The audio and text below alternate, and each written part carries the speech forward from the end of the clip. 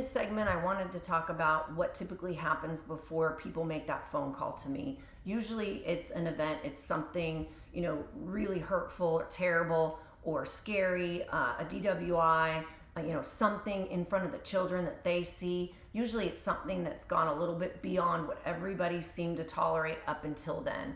A lot of times when married women, we talk about their husband and why didn't he set any boundaries or ultimatums or what's going on. In a lot of cases, they are there to see me because of an ultimatum given by their husband, but in a lot of cases, they're not.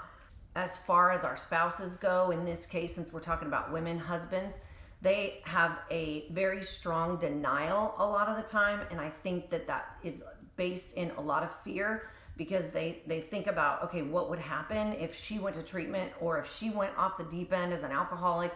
Who's going to take care of the kids while I work? My family's out of state. There's a lot of fear that goes behind, for a man in terms of his wife. I mean, she typically runs the household, is the most hands-on with the kids. What would the kids be like if they didn't have their mother? There's just a whole lot of really scary thoughts that run through his head.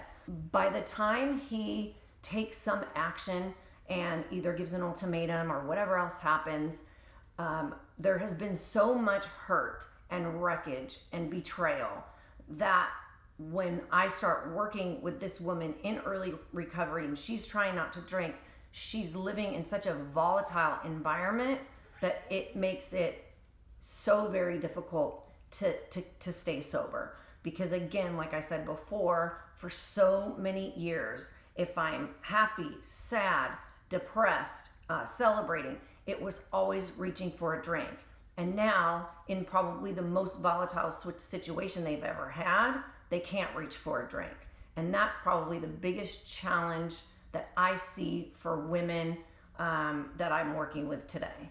What I love to do is watch somebody who comes in hopeless, helpless, desperate as an alcoholic, and slowly gain the rewards of being sober. It's hard work, it's a daily struggle, but I make myself available to you on a daily basis just for that. Lots of times the husbands will come in with you and we can process through this stuff together.